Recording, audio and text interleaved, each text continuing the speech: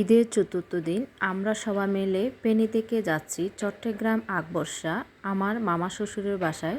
Hello guys, আসসালামু আলাইকুম। কেমন আছেন সবাই? মামা মামি আর মামাতো ভাই আমাদেরকে অনেকবার ফোন করে বলেছিল যে ফেনী থেকে ওনাদের বাসায় যায়। তো আমরা সবাই মিলে যাচ্ছি, মামার বাসায় যাচ্ছি। যাওয়ার সময় আমরা কাঁচা আমের ভর্তা করে নিয়েছিলাম। আইমান গাড়িতে বসে বসে খাচ্ছিল।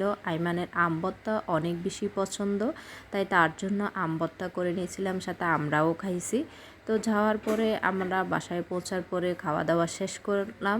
তো আমি যে মামাতো ভাইকে বলতেছি যে তোমার ভাবিকে তো তুমি বিয়ের সময় হাত ধুইতে পারো না, এখন হাত ধুয়ে দাও। তাই দুষ্টামি করে হাত ধুয়ে দিয়েছিল। তো আমরা খাওয়া দাওয়া শেষ করে আবার রেডি হয়ে রওনা হলাম মামাতো বোনের বাসায় যাওয়ার জন্য, মোজ্জারটেক মামাতো বোনের বাসায়। তো আমরা আপু আর আপুর শাশুড়ি দুইজন মিলে আমাদেরকে অনেকবার ফোন দিয়ে যাইতে বলছিল, তাই আমরা আপুর বাসায় যাচ্ছি। যাওয়ার সময় টানেল হয়ে যাচ্ছে, আমরা তো আগে একবার দেখেছি, যারা দেখে নাই তারা দেখার জন্য। তো দেখে প্রথমে হচ্ছে আমার দেওরের গাড়ি, যে সামনেরটা আমার দেওরের গাড়ি, পিছনে হচ্ছে আমরা। দেখেন ওরা উপরে গ্লাস খুলে দিয়ে কত মজা করতেছে। তো আমরা সবাই মিলে মজা করে করে গিয়েছিলাম। দেখেন এটা হচ্ছে টানেলে ঢোকার আগে অনেক সুন্দর রাস্তা, অনেক সুন্দর হয়েছে রাস্তাগুলো কিন্তু। তো অনেকে বলবেন যে ঈদের ভিডিও এখন কেন আপলোড দিচ্ছি। এতদিন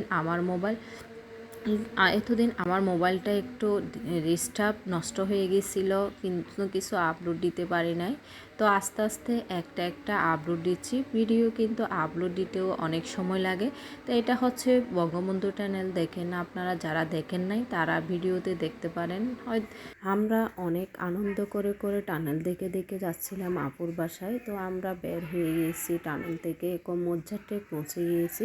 মোজ্জারটেক পৌঁছানোর পরে আমরা বাসা চিনতে পারতেছিলাম না, তাই আপুকে ফোন দেওয়া হলো। আপু ফোন দেওয়ার পরে আপুর হাজব্যান্ডকে পাঠিয়ে দিয়েছিল আমাদেরকে নেওয়ার জন্য। তাই আমরা আপুর হাজব্যান্ডের সাথে আপুর বাসায় গিয়ে পৌঁছানোর পরে দেখি আবার এদিকে কান্নাকাটি করতেছে। দুই বোন অনেক বছর পরে দেখা, তাই অনেক বছর পরে প্রায় 10-12 বছরের পরে মামাতো বোন আর ফুফাতো বোনের সাথে দেখা হয়েছে, তাই আবেগে তারা কান্না করেছিল। দেখেন অনেক কান্নাকাটি করতেছে, দুই বোন মিলে অনেক বেশি কান্না করতেছিল, বলার মতো না।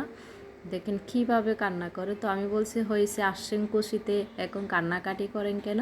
তো আমরা সবাই মিলে পৌঁছে গেলাম, এখন বসতেছি সবাই, সবাইকে চালাম করতেছি। দেখেন আমরা সবাই বলছি।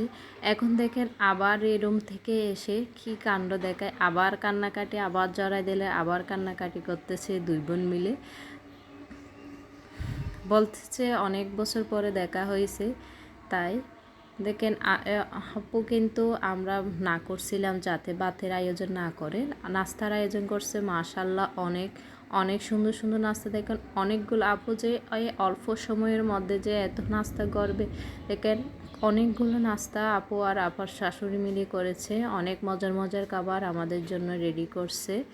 দেখেন এদিকে আবার শাড়ি দুলাভাই অনেক বছর পরে ছোটো থাকতে দেখছিল, এখন কিন্তু বিয়েও হয়ে গেছে, তাই এখন আদর করে খাওয়াই দিচ্ছিল, শরবত খাওয়াই দিচ্ছিল। দেখে তা আমরা সবাই মিলে এখন খাওয়া দাওয়া করতেছিলাম।